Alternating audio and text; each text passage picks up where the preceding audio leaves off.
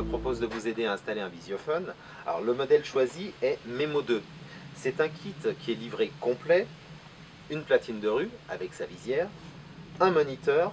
Alors ce qui est intéressant sur le moniteur, c'est qu'il est équipé d'une fonction à mémoire de passage, c'est-à-dire qu'en fait il va enregistrer soit des séquences photos, soit des séquences vidéo lorsque vous serez absent. Pour ça, j'ai simplement besoin d'insérer une petite carte SD.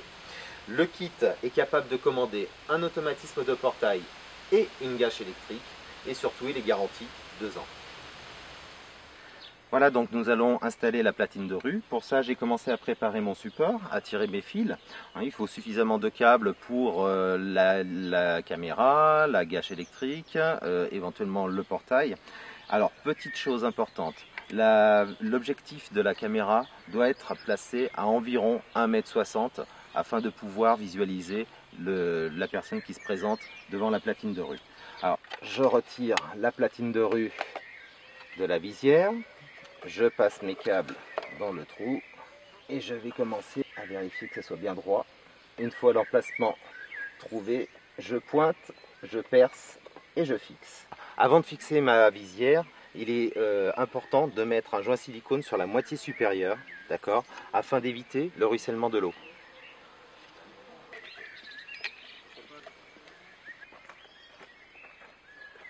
Seconde étape, le branchement de la caméra.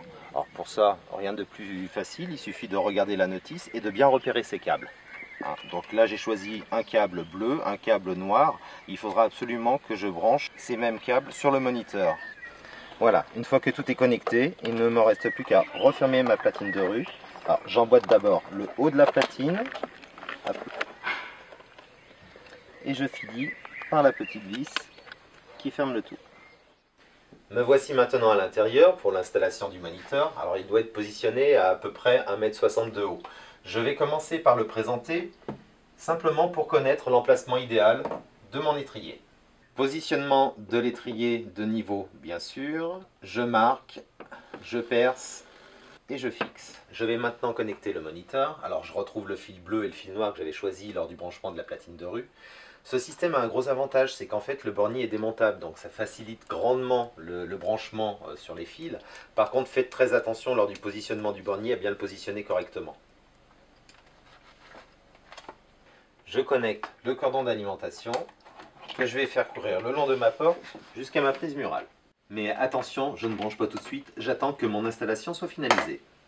Deuxième alternative, car il faut avouer que ce n'est pas très esthétique d'avoir un moniteur sur une prise murale, il s'avère qu'ici j'ai la chance d'avoir plein de petits fils qui vont jusqu'à mon armoire électrique. Donc je vais pouvoir déporter mon alimentation et utiliser ces fils. Pour ça, je vais couper simplement le cordon de mon bloc d'alimentation. Alors je le coupe avant le filtre et surtout faites très attention à bien respecter la polarité. Vous avez un liseré blanc pour le plus et un fil noir pour le moins.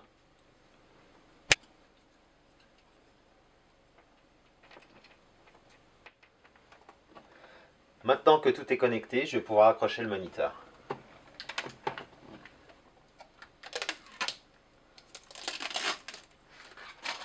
Voilà, maintenant je vais connecter l'alimentation.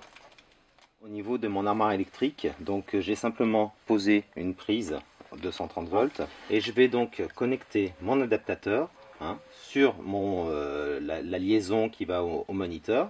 L'enficher sur mon 230. Attention, respectez bien la polarité. Liseré blanc, liseré noir.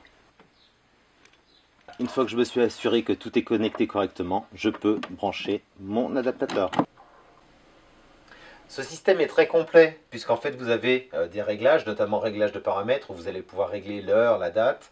Alors référez-vous à la notice, mais en entrant dans le menu, on voit qu'ici je vais pouvoir visualiser des vidéos, regarder des photos, écouter de la musique.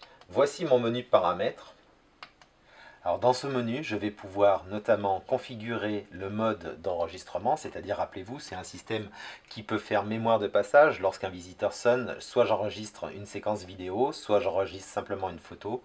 Je vais pouvoir également choisir le nombre de photos prises au moment de l'enregistrement. Et là, je vais pouvoir régler simplement la date et l'heure de mon système.